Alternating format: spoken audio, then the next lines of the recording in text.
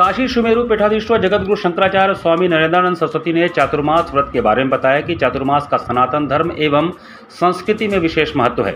चातुर्मास काल में सन्यासी एक स्थान पर रहकर जप तप करते हैं, जिससे समाज का चतुर्दिक विकास होता है। उन्होंने कहा कि चातुर्मास व्रत आषाढ़ पूर्णिमा को शुरू होता है एवं इसका समापन भाद्रपद पूर्णिमा को होता है। शंकराचार्य स्वामी नरेंद्रानंद सरस्वती ने कहा कि पूर्व में चातुर्मास व्रत 4 महीने तक चलता था। यह आषाढ़ एकादशी शुक्ल पक्ष को शुरू होता था एवं कार्तिक शुक्ल पक्ष एकादशी को समाप्त होता था। कालांतर में इसमें संशोधन किया गया। ज्योतिष गणना के अनुसार एक पक्ष को ही 1 माह का काल मान लिया गया। इस प्रकार 4 पक्ष को 4 माह मान लिया गया। अब यह आषाढ़ पूर्णिमा से भाद्रपद पूर्णिमा तक होता है। इस दौरान सन्यासियों को नदियों के पार जाना, क्षौर कर्म, नख काटना आदि वर्जित है। वे प्रस्थान त्रय का अध्ययन करते हुए ईश्वर की आराधना करते हैं। शंकराचार्य ने कहा कि चातुर्मास व्रत के दौरान साधु संतों की यात्रा स्थगित होने से विधर्मियों को धर्मांतरण आदि सनातन विरोधी कार्य करने की छूट मिल जाती थी। इसे रोकने के लिए ही चातुर्मास की समयावधि कम की गई।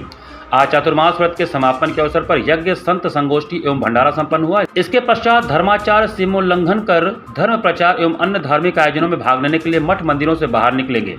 उन्होंने कहा कि सनातन संस्कृति में ही धर्माचार्यों के लिए इस प्रकार का विधान है।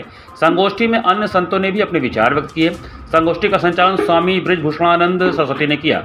इस अवसर पर श्री महंत बाबा अवध बिहारी दास, महंत स्वामी प्रकाश आश्रम, स्वामी महादेव आश्रम, स्वामी बालेश्वरानंद तीर्थ, स्वामी मुनीश आश्रम, स्वामी रणछोड़ आश्रम, विजय रामदास, महंत मोहन दास सहित बड़ी संख्या में साधु सन्यासी, भक्त एवं शिष्य उपस्थित रहे। संतों का मूल उद्देश्य है सरकारी नियंत्रण से मठों को, मंदिरों को कब्जा मुक्त किया जाए, धर्मांतरण पर पूर्ण रोक लगाई जाए, कुटुंबन का प्रबोधन हो, समरसता हो और मंदिरों का जो संपत्ति है उससे गुरुकुल खुले, गायों का संरक्षण हो।